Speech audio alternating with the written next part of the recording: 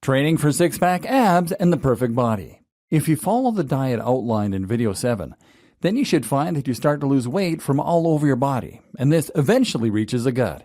But here's the unwanted surprise. You won't instantly get the amazing stomach you always wanted. Apart from anything else, there's probably still flabby skin here, and perhaps even stretch marks. That's because the real magic happens in the gym. Not only is muscle metabolically active, meaning that you'll burn more calories even when you're sleeping once you're strong, but it's also what makes a person look toned and honed, far more than low body fat can.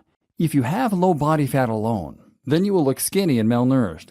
If you have low body fat and great muscles, then you'll look like a celebrity. The problem is that many people don't know how to go about training their bodies for the maximum aesthetic benefit. So let's see what you need to know. Abs. Let's start by focusing on the part that everyone is interested in, the abs. How do you take your now fatless belly and turn it into something that Brad Pitt or Angelina Jolie would be proud of?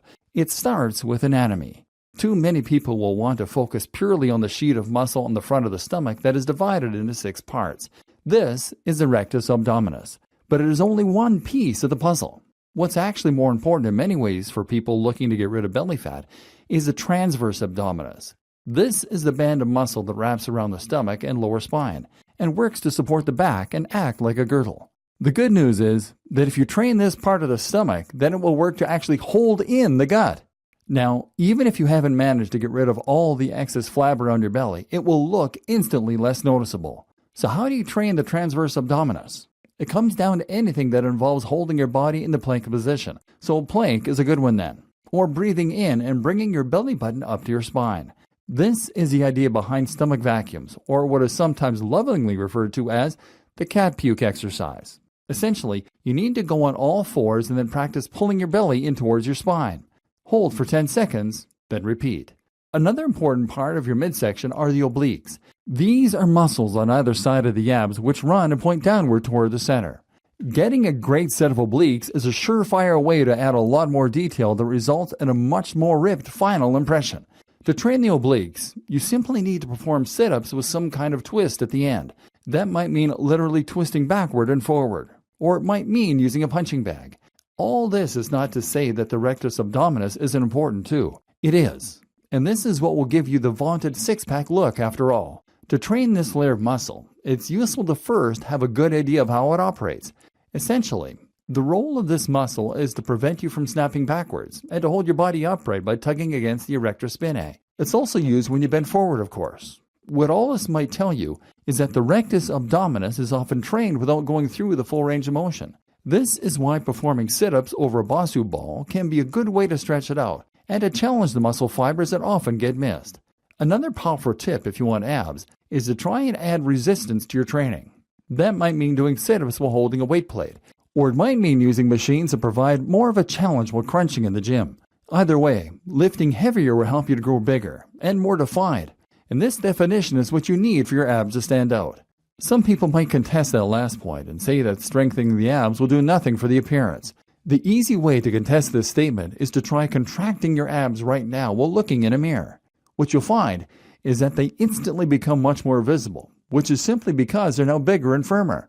Train with some resistance, and this is what your abs will always look like.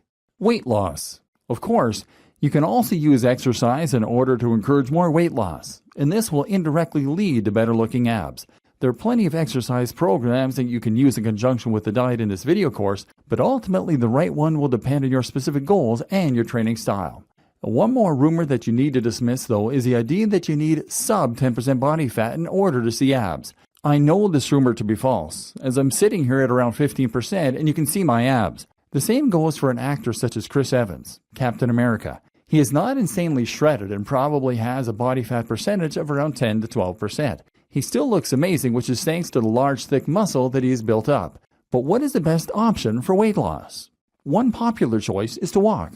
This is a form of exercise that won't trigger a fight or flight response, meaning you can do it often and without feeling more tired at the end of a long day. Running is great, but you can only run so many times a week, and it's not highly practical. You arrive everywhere sweaty.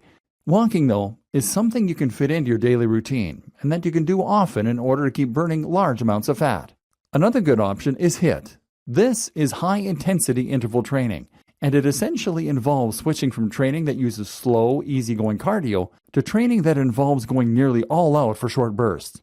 This is ideal for using up glycogen, which, as we've seen, can help to prevent sugar from ending up as fat or traveling through the blood. What's more is that this means you actually burn more fat for the rest of the day, as you don't have the glycogen stores to fall back on. And lastly, consider concurrent training. This simply means that you are combining cardio with resistance training, doing some kind of repetitive task quickly with added weights. A good example might be using a stationary bike on the highest resistance settings, or using the battle ropes. This uses a lot more energy than simply doing cardio, and has the added bonus of toning muscle at the same time.